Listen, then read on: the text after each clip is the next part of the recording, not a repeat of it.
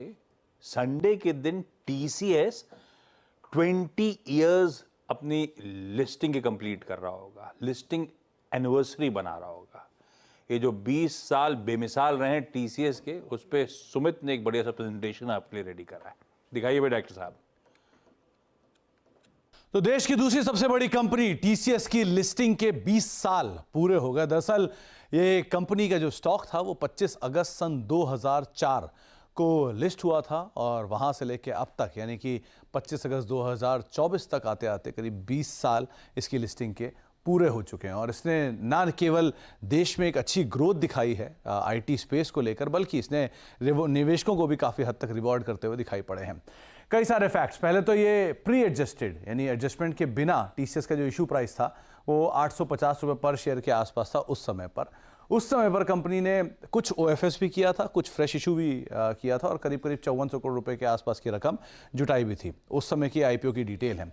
कुछ और आईपीओ की डिटेल की बात की जाए तो उस समय पर क्यूआईबी हिस्सा 7 गुना सब्सक्राइब हुआ था, एनआईए का हिस्सा करीब 19 गुना सब्सक्राइब हुआ था, कर्मचारी का हिस्सा रफली 3/4 गुना सब्सक्राइब हुआ था और रिटेल का हिस्सा करीब 3 गुना सब्सक्राइब होता हुआ दिखाई पड़ा था। तो एक बढ़िया सब्सक्रिप्शन के नंबर उस समय पर आए थे। हालांकि कर्मचारियों का नंबर उतना स्ट्रांग नहीं आता हुआ दिखाई पड़ा।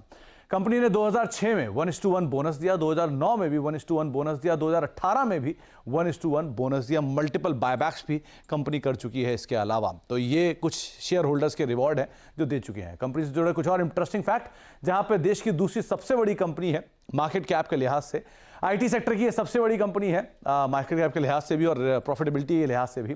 टाटा ग्रुप की कुल मार्केट कैप का 47% हिस्सा टीसीएस का है। इंटरेस्टिंग फैक्ट यह है कि 2011 से लेकर 2021 तक टाटा ग्रुप की कुल मार्केट कैप का 50% से ज्यादा का हिस्सा अकेला टीसीएस देता था। तो एक डिकेड तक यहां पे इसने लीडरशिप को मेंटेन रखा है।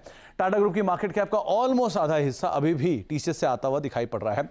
साथ ही साथ 5वीं सबसे ज्यादा मुनाफा कमा के देने वाली कंपनी है देश की। और अगर इन 5 कंपनियों की बात की जाए, इनफैक्ट टीसीएस से कुल कर्मचारी जो हैं वो 6 लाख के आसपास हैं, जबकि टाटा सन्स के कुल कर्मचारी जो हैं वो रफली 10 लाख के आसपास है। तो कुल कर्मचारियों का मतलब टाटा सन्स के 60% हिस्सा अकेला टीसीएस से आता हुआ दिखाई पड़ता है, जिसमें भी टीसीएस के 82 से 92% जो कर्मचारी हैं वो भारतीय मूल के हैं।